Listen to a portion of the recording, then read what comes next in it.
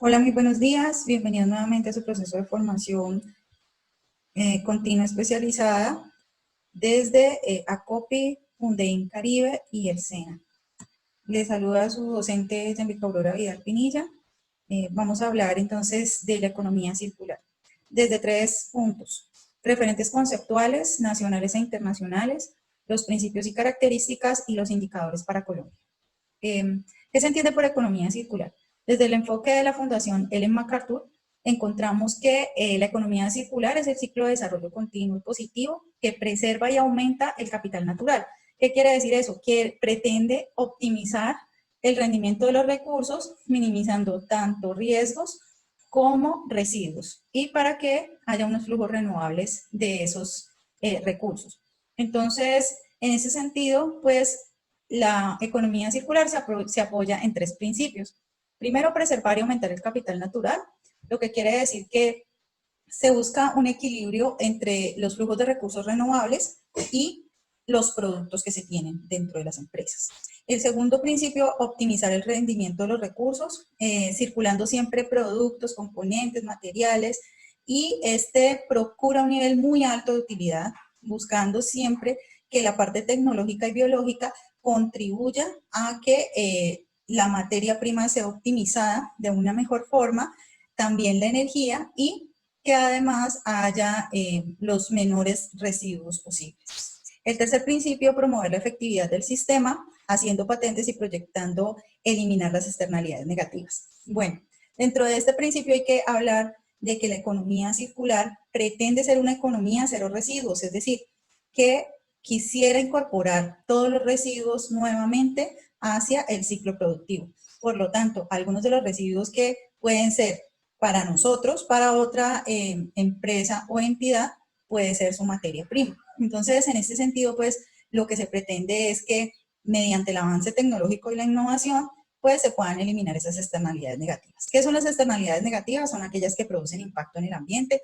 Por ejemplo, las emisiones de gases de efecto invernadero, los residuos, ya sean sólidos o líquidos, los olores, también tenemos todo aquello que produzca un impacto negativo.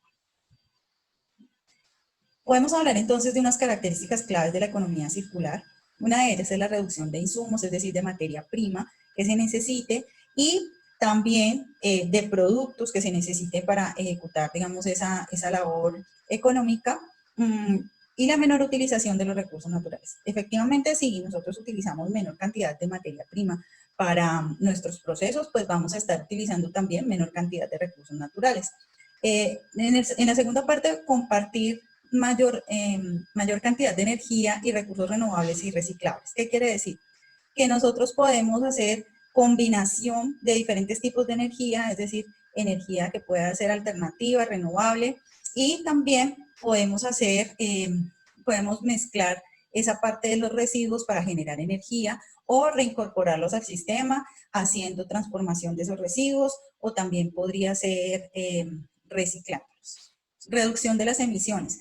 En ese sentido, creo que Colombia tiene un avance importante porque tiene, digamos, la legislación muy robusta respecto a las emisiones de gases de efecto invernadero, por ejemplo. Entonces, ya se han generado indicadores, la mayoría de las empresas e industrias manejan estos indicadores, y por lo tanto, pues la reducción de emisiones debería ser una parte importante de nuestro proceso productivo. La siguiente es disminuir las pérdidas de materiales y residuos, y esto es súper importante porque no solamente se disminuyen los impactos hacia el socioecosistema, sino que también se disminuyen las pérdidas económicas. Por lo tanto, hay un ahorro tanto en energía como a nivel de capital. Bueno, y por último, mantener el valor de los productos y componentes y materiales en la economía. Esto, como les estaba comentando, pues es debido a ese cambio de paradigma que se quiere dar, de cambiar de la economía lineal a la que hemos venido acostumbrados a tener ese ciclo productivo que se cierra. ¿Y eso qué quiere decir? Que los materiales y los productos, pues ya deberíamos nosotros estar pensando en que debe acabarse la obsolescencia programada y la obsolescencia percibida, porque esos materiales y productos deberían seguir con un valor continuo dentro de la cadena. Bueno, tenemos unos instrumentos para alcanzar esa economía circular. 4 de ellos: los sistemas productivos de servicios, la segunda es la vida de materiales y productos, tercera, transformación del producto, y como cuarto, el consumo colaborativo. Dentro de esos, pues, tenemos que en la primera se hace una mezcla entre productos tangibles y productos y servicios intangibles. En la segunda, tenemos que se le busca o se busca darle una segunda vida a los materiales y productos, es decir, que algunas cosas que después de su uso perdían ese valor, pues buscarles un uso alternativo. La tercera es la transformación del producto, es decir, que algunos de los productos pues no pueden ser aprovechados en su totalidad cuando ya entran en fase de desuso. Sin embargo, sí se pueden aprovechar materiales que son importantes y que tienen costos energéticos muy importantes. Bueno, el último es el consumo colaborativo, y aquí es donde la economía circular empieza a encontrarse con las economías solidarias y con las economías populares, porque pretende, digamos, que dos o más personas se unan para hacer un proceso económico colaborativo. Se distinguen ahí 3 tipos de sistemas de consumo colaborativo. El primero, los mercados de redistribución. En este sentido, los mercados textiles y de moda tienen digamos, bastante experiencia cuando hablamos, por ejemplo, de la moda vintage, de los mercados de pulgas, del mercado donde se compran cosas de segunda mano. En la segunda parte es el estilo de vida colaborativo. ¿Qué quiere decir? Que las personas intercambian recursos, dinero o habilidades para poder realizar esas actividades económicas. Entonces, tenemos como ejemplo el transporte público masivo, por ejemplo, que se comparte ese servicio entre muchas personas. También tenemos las huertas comunitarias y las asociaciones, algunos otros emprendimientos colaborativos. En el tercer punto, entonces, encontramos servicio de producto, es decir, pagar por un beneficio de un producto. Nosotros, pues ya cada uno de nosotros en nuestros hogares tenemos este tipo de servicio, que es que estamos pagando por el beneficio, por ejemplo, de tener agua potable, de tener energía en nuestra casa, y en ese sentido, pues también se pagan unas tasas cuando no se hace un buen uso de ese servicio. Por lo tanto, ese pago por el beneficio, digamos que ya se ha venido implementando. Sin embargo, en la parte empresarial, pues podríamos empezar a hablar de que se puedan pagar, por ejemplo, por los beneficios ecosistémicos.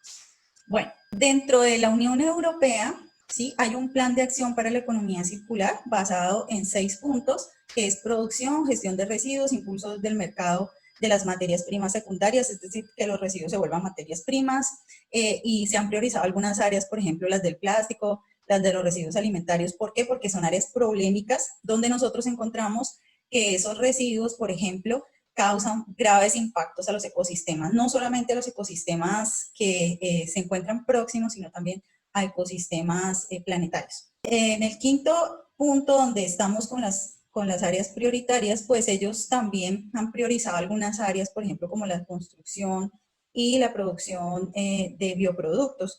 ¿Qué pasa ahí? Pasa que la construcción y la producción de biomasa o bioproductos, tenemos que son potencialmente impactantes a los ecosistemas porque utilizan demasiadas materias primas fundamentales. Por lo tanto, entonces se priorizan esas actividades porque son, digamos, potencialmente impactantes hacia el ecosistema. Y en el número 6 encontramos la innovación, inversión y otras medidas horizontales. La innovación es súper importante, especialmente para el sector empresarial, porque de ella depende que se pueda usar de una mejor manera la materia prima, que se pueda hacer cambio de materia prima a una materia prima más amigable, que se hagan unos procesos más amigables con el medio ambiente. Y recuerden pues que de todas maneras el objetivo principal de la economía circular, especialmente en Colombia, es contribuir a los objetivos del desarrollo sostenible y a esa Agenda 2030. Entonces, dentro de la Estrategia Nacional de Economía Circular, como les estaba hablando, el objetivo principal es aumentar la productividad y la competitividad económica del país, pero asegurando un capital natural sostenible. ¿Qué quiere decir eso? Que nosotros lo que queremos hacer es un equilibrio entre la extracción de los materiales y la respuesta del ecosistema. ¿Eso qué hace? Hace que dentro del gobierno nacional se introduzca la estrategia de economía circular con unos elementos que van enfocados a el desarrollo sostenible, es decir, hacia los pilares económicos, ambientales y sociales, y que la lógica sea producir, pero conservar. Entonces, pretende una armonización con los objetivos del desarrollo sostenible. Tenemos estos objetivos de desarrollo sostenible a los cuales apunta la Estrategia Nacional de Economía Circular. Bueno, entonces, ¿qué es la economía circular en Colombia? La economía circular, pues, es un sistema de producción y consumo que promueve la eficiencia en el uso de los materiales, el agua y la energía, teniendo en cuenta la recuperación de los ecosistemas o la capacidad que tienen esos ecosistemas para recuperarse. Que si nosotros lo contrastamos con la definición de la Fundación Ellen MacArthur, pues tenemos que en Colombia se tiene en cuenta la resiliencia ecosistémica para la vinculación de la economía circular. ¿Esto por qué? Porque va alineado con la Agenda 2030 que habíamos hablado.